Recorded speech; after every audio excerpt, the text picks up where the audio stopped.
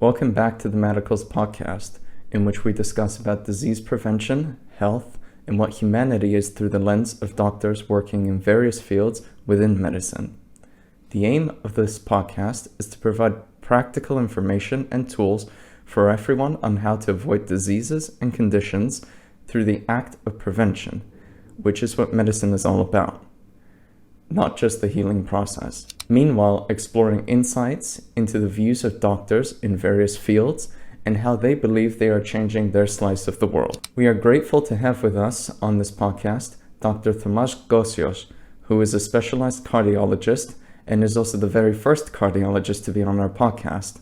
We'll be discussing what the daily life of a cardiologist is like, some cardiology-related issues, and what some of the most common cases are. We'll also ask him about why he decided to focus on cardiology and share some of his experiences being not only a doctor, but a person with a passion for practicing medicine. If this episode helps you in any way or has left an impression on you, we encourage you to comment and share it with anyone who could benefit from it too. With that in mind, let's get right into it.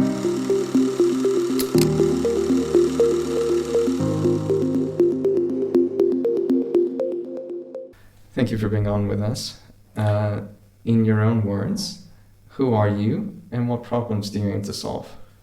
Well, firstly, thank you guys for the invitation. Mm-hmm. It's a pleasure to, open up to aspiring scientists. So my name is Thomas Gosios. I'm a consultant cardiologist. My subspecialty is in heart muscle disease, and as a consequence, I'm also specialized in cardiac imaging. I've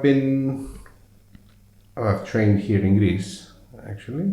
So all my training until the age of 36, when I finished my specialty, was here in Greece. Later on, I went to the UK to work for about 6 years. And it's been a couple of years since I've been back, practicing in a big hospital in Thessaloniki on my subspecialty, and also practicing privately. So more or less, that's who I am. Mm-hmm.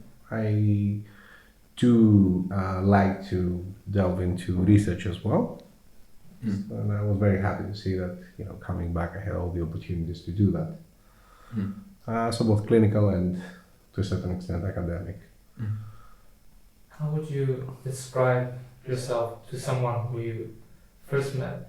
Like, what kind of impression would you like to leave on a person when you meet them for the first time?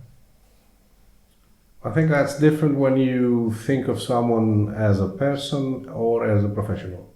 Mm. So generally, I try to not change much between those two roles. So I would like the key impression to be that of a person that you can trust, that is an open person that you can clearly have an honest discussion with, be it about like a personal issue at the personal level or a health issue at the professional level. I think that's the key. Okay, being an approachable and honest person. In general. But in both capacities. I mean, both as a as in the interpersonal relationship you have with people, but also the professional relationship. Yeah, you remind me of a clinical skill lab that we had. Mm-hmm. The professor always told us that the first thing to do with your patient is always to establish trust, communication, those kind of things. Exactly, and the very basic step to that, I think, is introducing yourself in a proper way. Yeah. So you don't become an anonymous, person, someone, a figure. Nobody knows who you are. Nobody knows what you're doing there. But you need to be a person speaking to another person, and people have names.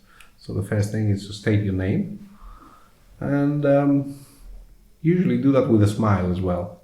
It helps to start off a nice conversation, I think. That's actually a very nice point, because I noticed that when we go to ER most of the time, the doctors they're nice. They do introduce themselves, but I'd rather see them smiling, to be honest. There are many cases when I try to speak to patients, I always forget to introduce myself.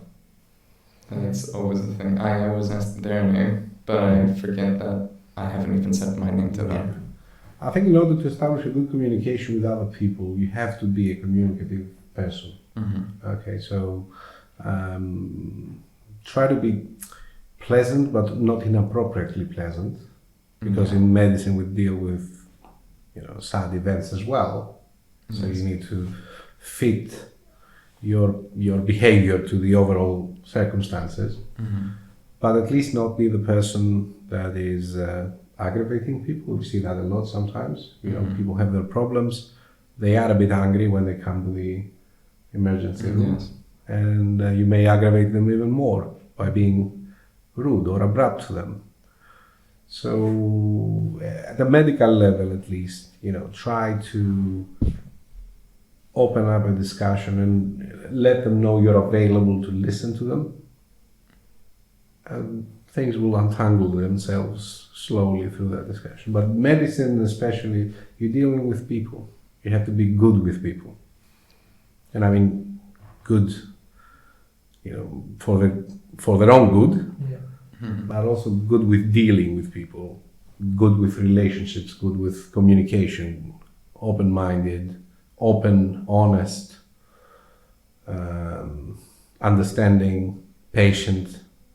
Not the patient. You be the. Yes. You should be patient. We should be patient. Yeah. So with that in mind, with the patients, was there ever a case that you were very proud of treating? I'm proud of all my successes. Even the small ones or the big ones. Mm-hmm. Okay. I mean, if you ask me for one case That is more that sort of is memorable, I think that involves communication to a large extent.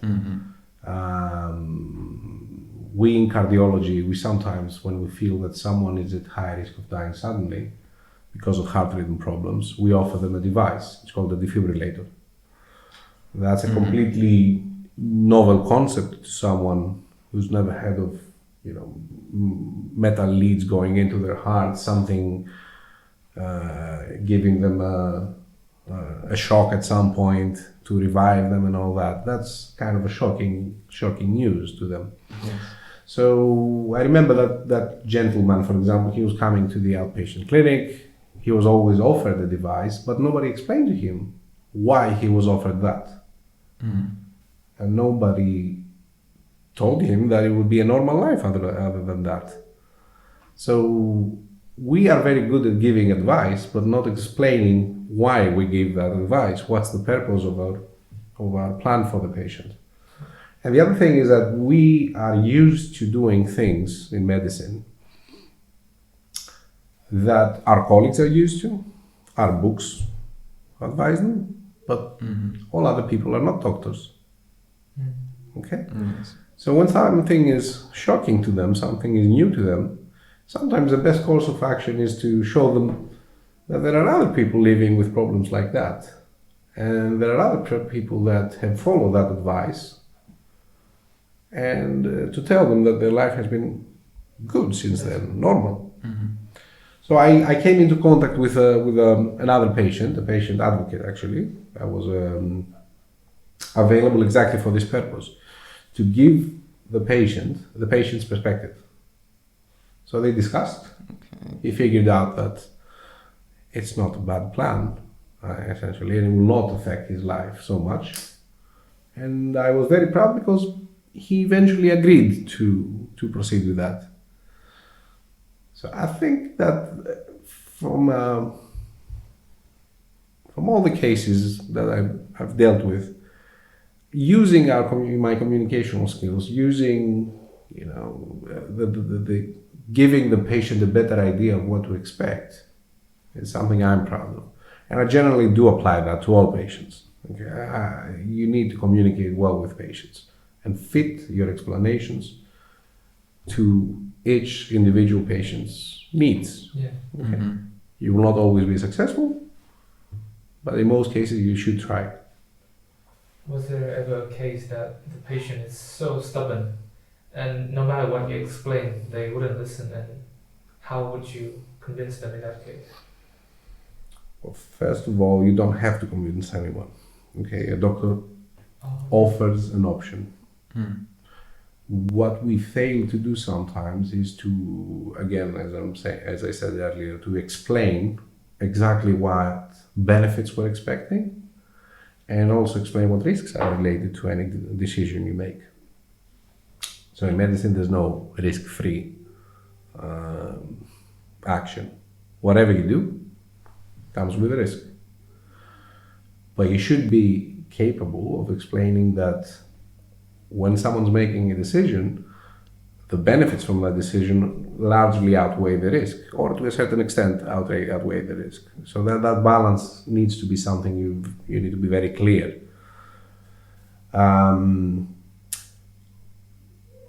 Again, with a device-related patient, a patient who needed a device, was particularly stubborn. I remember he had been through 3 different doctors.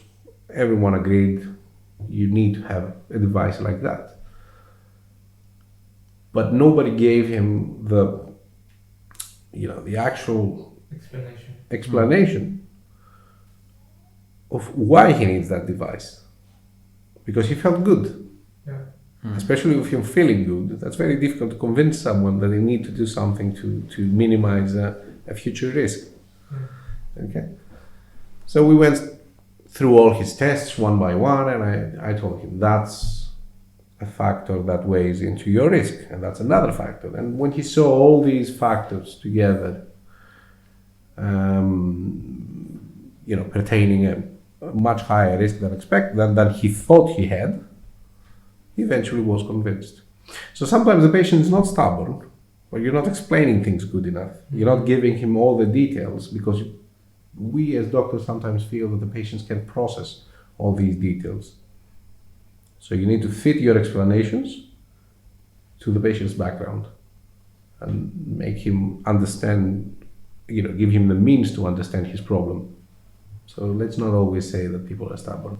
Thank you so much for this answer, because the other day we had a presentation about about population screening, and one of the reasons why people don't go to screen is that they feel they're healthy, they're fine, and that's why they don't really need screening. And thanks to your answer, I kind of have an idea of what to do if somebody tells me that, I feel healthy, I feel normal, I shouldn't, I don't really have to waste money to do this. So actually that gives me a very good idea of what I should do if somebody tell me that. So yeah, that's actually. I think we should all use simple examples, things that people can relate to. You just tell them that your risk of sudden cardiac death or your risk of a myocardial infarction over the next 10 years is 10%. It doesn't mean anything to a person who doesn't deal with medicine, because he doesn't really know what the real risk is, what the healthy population risk is. Yeah. But if you say that it's 10 times higher, all of a sudden it becomes clearer. Okay?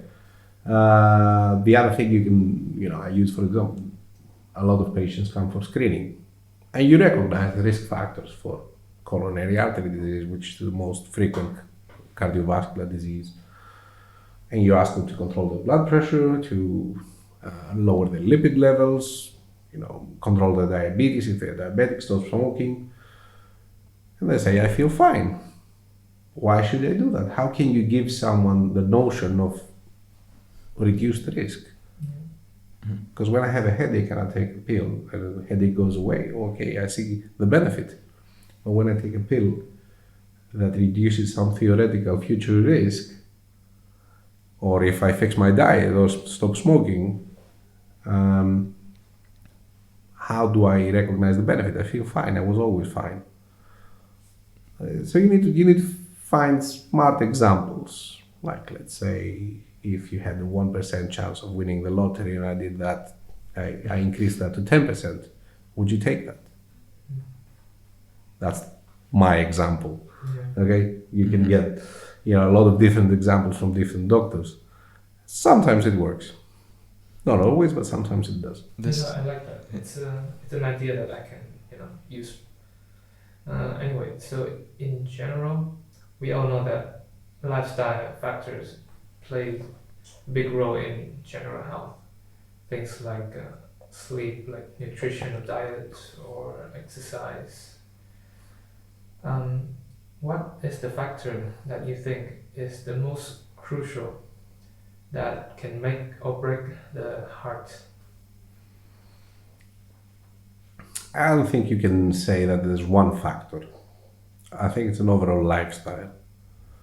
So the overall lifestyle of a healthy person should include a healthy diet, of course, not smoking,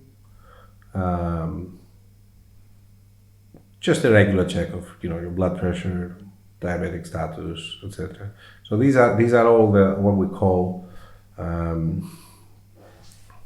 reversible factors we can influence. Okay. Mm-hmm. Sadly, we cannot influence the fact that people get older. We cannot influence genetic predisposition, but at least the things we can fix, we should fix them all together, and they are interrelated as well. So if you're overweight, you have a higher chance of having diabetes or a higher blood pressure. Mm-hmm. But at the same time, weight in itself, higher increased weight, is a risk factor. So by reducing your weight, you have better chances of controlling your blood pressure, lowering your lipid levels. Mm-hmm. If you follow a healthy diet, you're bound to lose some weight. You shouldn't be overweight. If you're exercising, which is not a lot of exercise, if you ask a cardiologist, at least our guidelines suggest that it's just moderate exercise. You don't have to be an elite athlete, okay? You don't have to be the fittest person in a place. You just have to get off your couch, exercise for at least 2.5 hours in the course of a week, split into some sessions, and that needs to be in a moderate intensity. If you do all that, you'll control your weight, you lower your blood pressure, you're probably going to be sick of smoking, right? Yeah. And you're fine. and your diabetes might be better controlled. So all of these are interrelated. You cannot separate one and say, that's the goal, I'm going to, I'll set a goal and fix that one factor. Yeah. Okay. Mm-hmm. And it's better to follow this holistic approach, because it's a spider web of different risk factors. Yes. If you start controlling some of them, the others come into place as well. It sounds really easy to say, but why do you think it's so difficult to do? Do you think it's a matter of motivation, or do you think it's a matter of the difficulties of the task? I think I could actually add to that point a little bit. Is there was a question I asked in one of our epidemiology classes, and we were going over the details on when you quit smoking, what happens to your body as the years come. And I thought this was pretty good. At least it gave more evidence to people as to why they should. But what they were saying was, in order for you to get the full benefits, 15 years have to go by. Yeah. So I asked the professor, this doesn't seem like something that's realistic. If it takes 15 years for it to be completely okay, people are going to want to see more instant progress when it comes to this. Benefits. There are instant benefits, but Okay. I think... So your taste comes back in about a week. You stop coughing in about a couple of weeks. Everything smells better from almost the next day. Okay, we didn't discuss about those kinds of things in the class, so I don't know. The process of quitting smoking, for example, you need to give these examples, because if you say that in order for your lungs to get back, to go back to their original state, it takes twice the time that you were smoking. Yeah. No one's gonna. No one's going to be do that. convinced to quit smoking. But once they start feeling the benefits, and you can tell them that the benefits are straight away, you stop coughing very quickly. You start tasting food better. You don't smell as much. You may have improved lung capacity in a few months. So very quickly, all the immediate benefits, you can tell them to look for them, pursue them, and set some, how do you call them? Goals. Yeah, some goals, one week after the other. The problem is that the modern way of living isn't very good at promoting a healthy lifestyle. Yeah. Okay. Fortunately, in the Western world, there is a trend towards a healthier lifestyle. So people tend to exercise more. People tend to, if you look at the participation rates in marathons, they've gone sky high. Every city has its own marathon nowadays. Okay? So people do exercise more. Smoking is not in fashion as it used to be, at least in Europe. Smoking rates are dropping. But we do have processed foods. We do have the easy meal and, a lesser typical Mediterranean diet. We do follow all sorts of crazy diets that come on the internet, whereas the truly healthy diet was always there since the ancient years, the Mediterranean diet. And we're trying to find easy ways to lose weight, but not necessarily healthy ways. So what I feel is that they just try to come up with like new names and try to woo people with a new name and things like that. And I was a bit surprised because I always had in my mind that Eastern people are more like active and do more exercise, but according to you, it seems like Western are more. I'm a doctor in a Western country.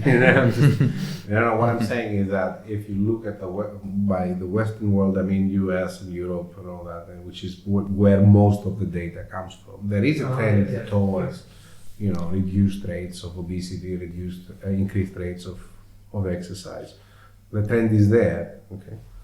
Just to give you a very good example of how someone can go into a false sense of a healthy lifestyle, you have probably heard of an anti-diabetic medication that helps you lose weight. It does have some benefits, okay? Is it just about cutting carbs? Well, it gives you a sense of fullness early on, and it does have some effects that help you lose weight. They do seem to be beneficial, okay? But if you have to take drugs to lose weight, that's not a healthy way of pursuing health, okay? So perhaps we need to be more insistent in the overall healthy lifestyle approach. Fit it into the frantic way of life nowadays. You can take away the stress. You cannot take away the hard working hours, but at least you can fit them with elements of a healthy lifestyle. The hospital canteen, for example, should not be offering processed foods. Yes. We were talking before about some conditions as you were going over with your patients. So, in your opinion, what is the most common condition you deal with, and do you think it's usually overlooked by others, or is there a concentration on it, or do people focus on it? Well, I think the biggest part of the population does not have established cardiovascular disease. So most of the patients are in the phase of prevention. Okay. And in that phase, the most frequent condition is hypertension, high blood pressure. It's silent. In most cases, you don't have any symptoms.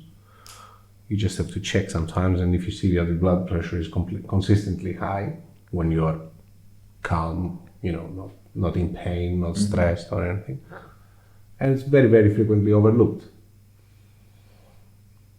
Other than that, I think smoking is a condition as well, and obesity as well. Okay, so both. You consider them more of a condition rather than. I think they do. They are because in a prevention population, they can cause massive harm. Yes.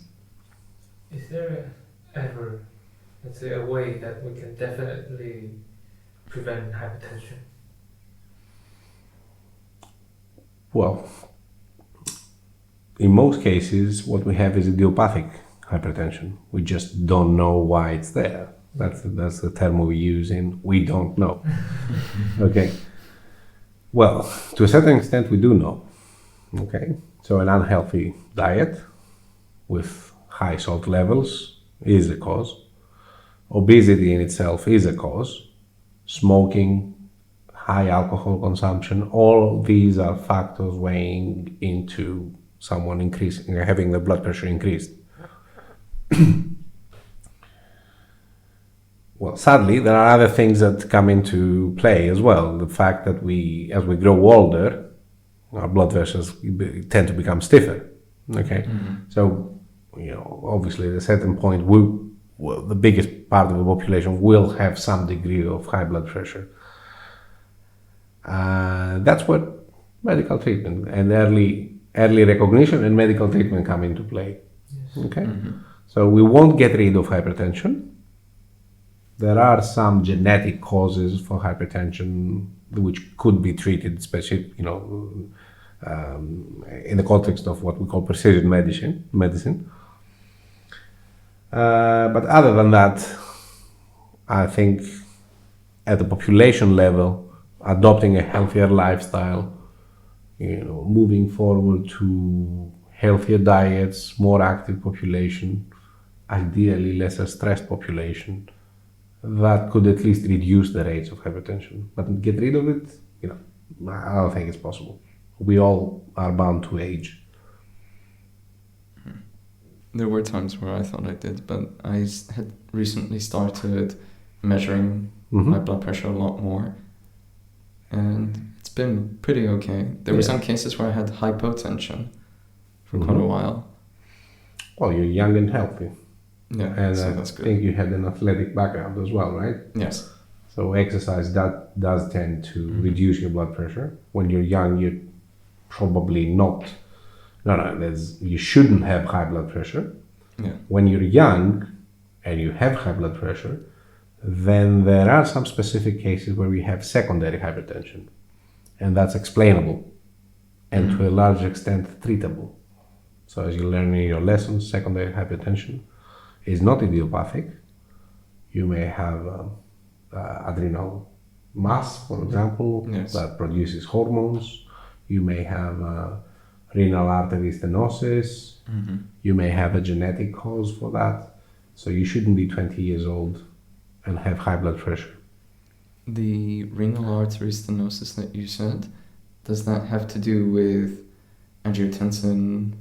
Exactly. It's sort of triggers a cascade of the RAAS. Yes. And so it leads into increased blood pressure. So this is treatable. Okay? So if you stent the artery and allow for proper, blood passage, you can get controlled blood pressure. Okay? Or if you have an adrenal mass, for example, pheochromocytoma is the most, not common. I would say no, it's not the most common, but it's the most aggressive type of hypertension. Perhaps removing it could lead to your blood pressure being completely controlled off medications. Okay.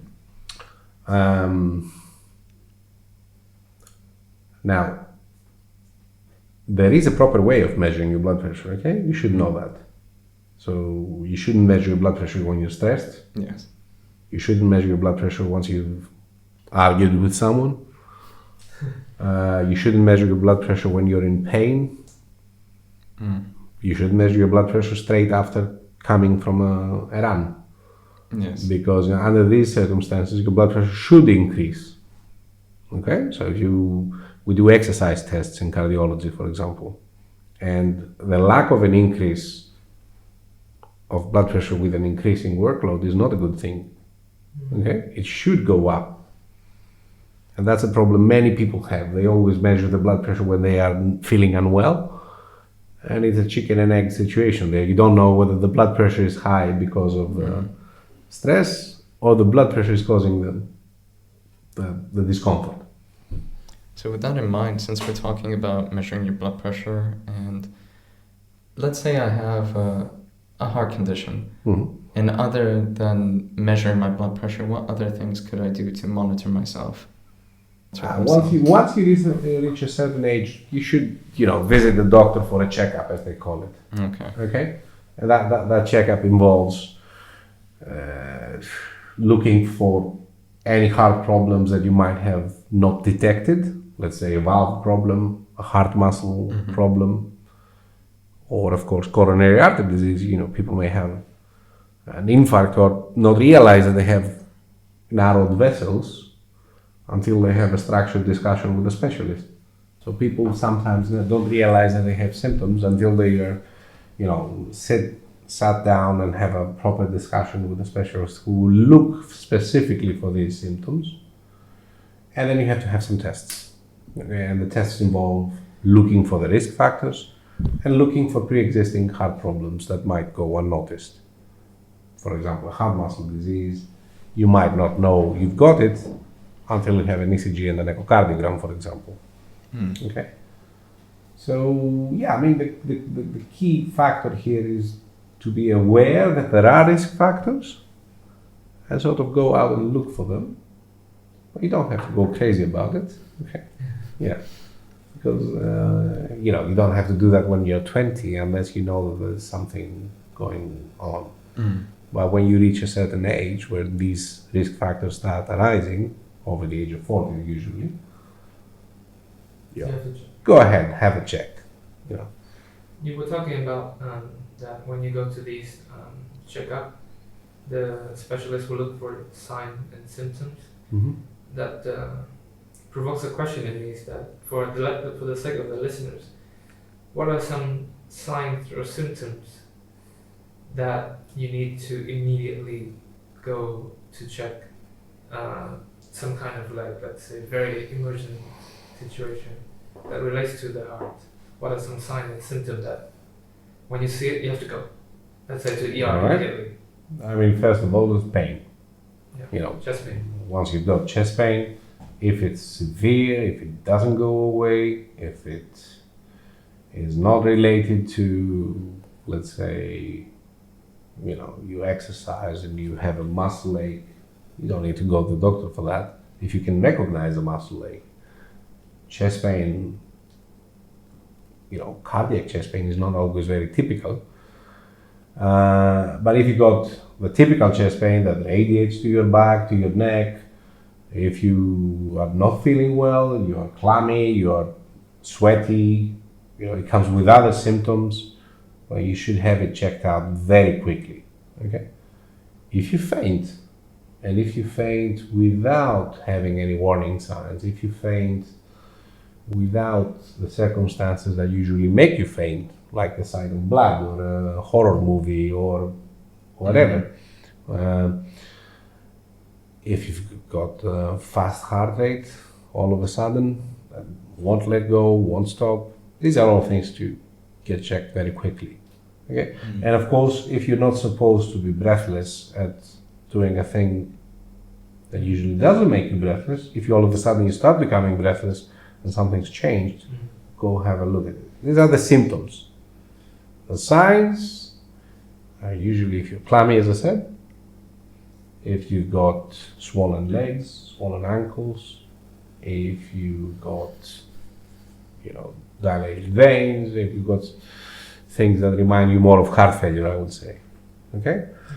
And of course, if you're very, very unwell and your blood pressure is, very low, that's something to check as well. In my culture, at least, when people have pain, they have a tendency to ignore it, or they would think that, it's going to go away. What would you say to those people? Like, for example, if there's a threshold to pain, that once it past that, you should go. I don't think you can set a threshold. I think people should be aware that if they've got, especially if they've got risk factors, they need to be aware that if an unusual type of pain comes, then the clock is ticking sometimes, okay? Because an infarct is time sensitive. The more you wait, the more muscle your heart is losing. So it's better to, let's say, visit the hospital, cause some, lose some time yourself, lose some time for the hospital and be healthy, rather than say that I'm going to disregard this and a week after be diagnosed with a massive heart attack that you didn't diagnose early on. Okay, so we got guidelines suggesting that we need to fix an infarct in at most 6 hours by performing a stent, opening up the vessel. We can do that later on, obviously, but the longer you wait, the longer you're losing muscle. And losing muscle leads to complications, both immediate and late. Okay, the worst late complication is developing what we call heart failure, because you're losing pump function, essentially. So, chest pain is the number one cause of people attending A&E. Okay, that's acceptable to a certain extent. There are campaigns around the world because waiting times in emergency departments are huge. Yeah.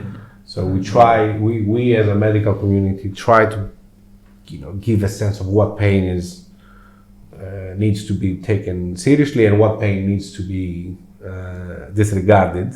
Okay. In any case, I would say the general advice: if it's unusual, if it's not related to movement, if it's severe, if it's associated with other symptoms, if you've got risk factors, go have it checked. It's fine. You can, put some extra workload, but the workload of dealing with heart failure later on is much, much, much worse. Thank you for making it very simple and very Well, that's the simple explanation, but it's not that simple. Yeah. But still, I appreciate you boiling it down to the simplest, and I think that's really nice. Anyway, let's talk about yourself a bit. What do you like the most about your job? Okay, so I like my job, first of all. I like that it keeps me, in contact with people. It's a people's job. It's you have to deal with colleagues, you have to deal with patients, you have to deal with students, which I also like. You have to deal with other researchers. I do like research. It gives you, it keeps your mind busy. It makes you try to give answers to whatever questions come up.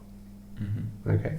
And sometimes you have to generate the answers yourself. They're not in a book, or you have to look deeper into something that bothers you.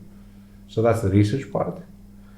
I do like helping people. I like smiling faces when people are satisfied, when people get rid of symptoms, when people achieve their goals, when people feel better overall. And specifically about cardiology, if you're asking me, I like that it's an evidence-based specialty. We have a lot of trials, we have large trials. We do make an impact. So cardiovascular disease rates are dropping, not as fast because the population is growing. So that's the downside. That's actually a really good point. I didn't think about that. So there is a sort of a U-curve developing where we managed to have major steps forward into reducing cardiovascular disease, but because we achieved a longer longevity of people, cancer and cardiovascular disease sort of cancel out the benefits. They don't cancel out the benefits. There are obvious benefits there, but the numbers there. It's not as impressive as it was. I do like cardiology because it gives you a holistic approach of the person you're dealing with. the heart is at the center of everything, let's say. So you need to keep an eye on the kidneys, you need to keep an eye on the brain, you need to keep an eye on the lungs as well when you're treating someone with a heart disease. Yeah, totally. I like that it involves huge amounts of technology. I do like dealing with technology. So think of imaging, for example. And the final thing that I do like is that, it's an open specialty. It involves open-minded people. It involves equally men and women, for example. It's, it's an equitable specialty. I can go on and on about things I like in cardiology, yeah. But I think I'll stop here. I feel like if we sit here a bit more, you will convince both of us to become cardiologists. I think that's... Was there any specific moment that you decided you wanted to become a cardiologist, or was it known from the start? No, definitely not known from the start. So when you're in school, in the later years, you start getting exposure to the various specialties. Okay, so I got adequate exposure to all the specialties, and at some point you reach. At least my thought process was surgical, medical. I would have to, pick one of the two. I thought that medical would be more suited to me, so then I started looking into the specialties in the medical sector rather than the surgical sector. I didn't want to be a surgeon. Okay. Yes. I've got capable hands, but I don't think that that would satisfy me as much. So the options were internal medicine, cardiology, gastroenterology. The last two specialties that I had to pick between in my head were cardiology and gastroenterology. And the reason these two were there because I like dealing with things I do understand better. I like dealing with things that there's enough evidence for me to feel safe that I've reached a conclusion. Exactly. Okay. And I like to deal with things that, as I said, involve technology and give you the means to look into the organ you're interested in by yourself. And because I like the more mechanistic approach of the pump we call the heart, I eventually ended up, choosing cardiology. So that was my thought process. Everybody has a different thought process. Okay, I'm not trying to impose that on you, but that was my way of thinking of things. Okay. That's actually interesting. I mean, it's a personal view. Yeah.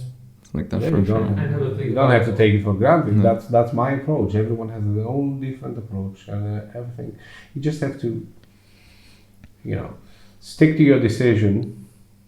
Okay, let's say, because there are waiting times, and there are people who there's, let's say, competition in some specialties. Yeah. So you might be late, but because you're going to be doing that your whole life, make sure you love it before you choose it, and stick with that. It doesn't mind that you have to wait for 2 years longer, or you have to go to,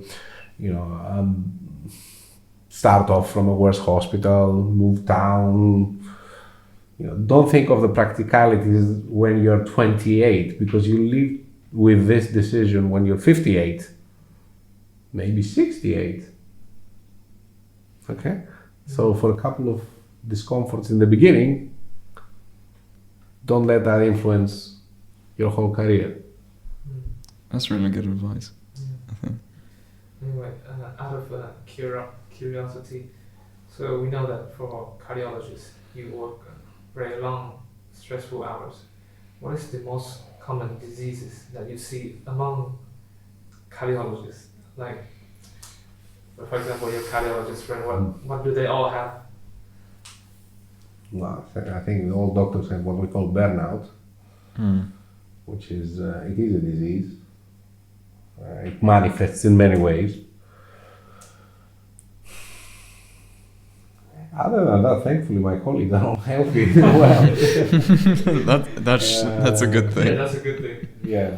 How are they dealing with it? Do you see like the difference between each person dealing with burnout? The thing is, you cannot manage not to work. Patients ask for that, and you're there for them. Okay, so it's very difficult to shut down and keep everyone away while they're asking for your advice, your help, and all that. I think you need to just strike a balance between work and leisure, family. Spend some time with family. Keep your mind off work. Accept failure sometimes. Maybe hard to say that, but set some limits and say that I can fail to keep everyone happy because I need to be happy myself at some point, not by being a bad doctor. Okay, don't misinterpret that. Just set some boundaries. Say that I need to put a stop to my availability, let's say. Obviously, you should be good at your work. Okay. You should try to share your problem with your colleagues because you're all on the same boat. So be supportive of your colleague and seek the support of your colleagues. And get a hobby or try to love something else apart from your work. Be it a person or an activity or both. Okay. So have friends. Get your mind off work. Again, this is a personal approach. Okay, there's no perfect approach.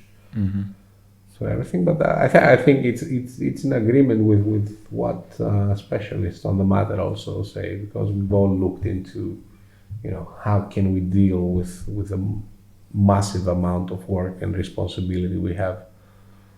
How often does it happen to you that you feel disappointed? In terms of, like you said, you fail to make everyone happy. Like you have to set a boundary. I think we're going back to a previous question where you asked me if someone's stubborn, and I mostly feel disappointed when I cannot convince them, convey a message when the message is not received. Because I feel it may be to a certain extent a personal failure.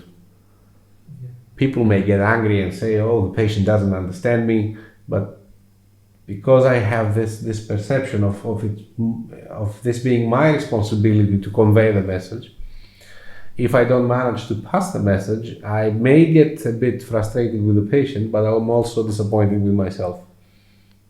This relates to me a lot because when you were saying this, I had some chills because this is the exact same thing I feel when we try to do podcasts and stuff. We also want people to understand our message, but then at some point I do feel like we're not telling it good enough. Yeah. And how do you deal with it? How should I deal with it, for example? Well, in medicine you just go to the next patient and wish for better luck. Okay. You should just work it out in your head. What did you do wrong? Always try to benchmark yourself. Say, and keep your eyes open for better examples, better practices around. Isn't that what you did when you set up, for example, this podcast? You look into other podcasts. You try to see what equipment could we use. How does this guy do it? Some people have a talent. Some people don't. And so it's not something. I'm not showing someone. Should we take here. that as an offense? Okay. No. Some people have a talent. Some people don't. Okay. But it's not all about talent. It takes work. It takes how do you call it? Keeping your eyes open and looking for better practices, looking for better examples. I've borrowed a lot of my communication examples from colleagues. Okay? If it's a good practice, adopt it. That's how I deal with frustration. You can't get through to everyone. But you can always try. Try for the best, and it will get less and less frequent as you get better at it. So with that in mind, what advice, let's say, would you have for us to work on, specifically when it comes to dealing with the patients that we're going to be dealing with or that we're also currently dealing with in our clinics? What should we focus on that we need to learn more? Mm-hmm. Because at least for me, the mistake I keep making, as I said before, was I forget to introduce myself. And sometimes I lose a bit of focus when I'm talking to the patient. Like, I don't listen to everything they say. Yeah. And I can't really put that into... I think if you go and look at how medicine was practiced many, many years ago, the doctor was then a higher authority. He would order things rather than discuss things. Very few people developed the skill of discussing with the patient. Nowadays, people, rightly so, have an opinion on many things. Many times the opinion is a bit skewed, all the controversy with during the COVID period, for example. Okay? So keep your ears open, listen to the patients, converse with the patients. Okay? Be efficient, obviously. You cannot, in the middle of an emergency room, you cannot have an hourly discussion with the patient. But try to show that you're there for them, that you're going to listen to the problem, that you're going to find the solution for the problem, at least try to find the solution. And try not to be bossy with them. Try to convince them that it's for their own good to follow your advice, not just because it's your advice and you're the authority there, but because there are other people can understand facts, numbers, other people can understand examples. So fit your explanation, fit your way of convincing a patient to proceed with your plan to the particular patient. So you have to be diverse, communicative, open-minded, good listeners, patient, and efficient. Okay? All at the same time. I feel like this is a personal advice for me. The reason is because I'm so used to, let's say, being bossy, actually. This is a very truthful admit, because of my background as I was growing up. I had 2 younger siblings, and in my mind the only way to make it work to, let's say, keep the system going is that you have to be bossy to them. And I kind of developed that sense of being the boss. And I feel like what you say was very personal to me, because I shouldn't be bossy, especially to patients. I'm a bigger brother as well, and I used to be bossy. Okay. But I learn from my mistakes, and I take the better examples from the best practices, let's say. I do adopt them. So when it was just you and your brothers, you were just a kid. Gradually you grow up, you expose yourself to different environments, you have to adapt to different environments, and you change. You have to. You should be able to change. And you should be able to be bossy where you need to be bossy, and more chilled, let's say, or open for discussion under other circumstances. You don't have to be the same person everywhere. This does hit me as well a little bit, because last week I was in Turkey for a search and rescue competition between Balkan countries, and there were a lot of times where I would just sit there and I would listen to my other teammates discussing what the plan was, and I wouldn't input anything. I would just sit there and listen. But then when we were actually doing it at times, and I think I generally had an idea of what I was supposed to do, and then I would see other people not doing the thing they should have been doing during the exercise, suddenly I would shift mentality and become a lot stricter and say, go and do that, go and do this, go and do that. And most of the time it worked, because it was kind of a surprise for them that, why is he all of a sudden bossing us around? But I think it gave them, at least in those cases, it gave me more credibility, and they listened. But I still didn't want to just, you do this, you do that, you do that. That's a very good example of how you have to adapt to the different circumstances. Yes. Let's take the hypothetical scenario of a CPR, of CPR. Someone arrests and you have to perform CPR. This is not an environment to be the gentle, open-minded, talkative person. Yes. This is an environment that has to have assigned roles. It has to be practiced. You did practice, right? Yes, we did. You have to assign roles. Each person has to be focused on their own task, and someone has to take the lead. Not the boss, the lead. Leading is a different thing to being bossy. Leading means that you know what you're doing. You convey the message very clearly to the person that you need the task to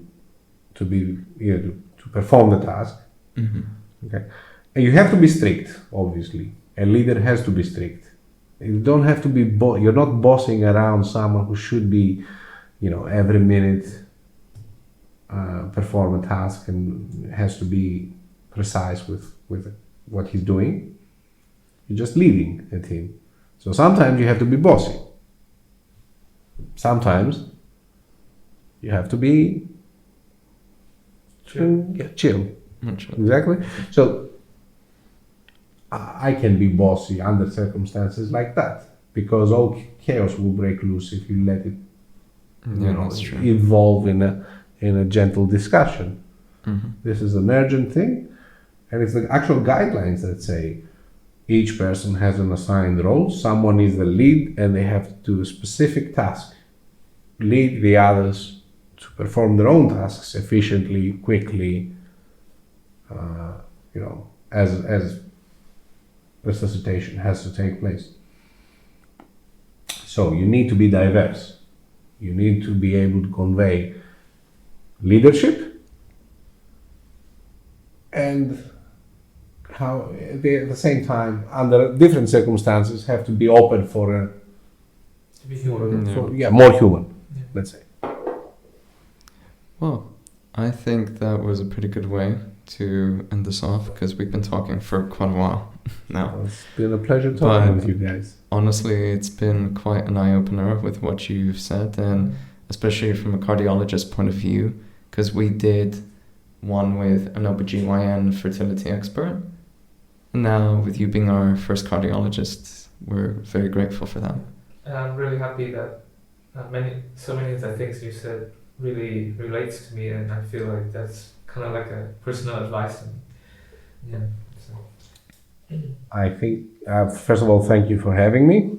It's been a pleasure having a very nice chat with you guys and with your audience, and indirectly.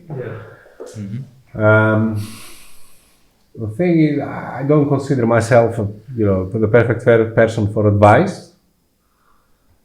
Some things may work for me, may not work for others. But whenever some person's approach helps another person figure out how to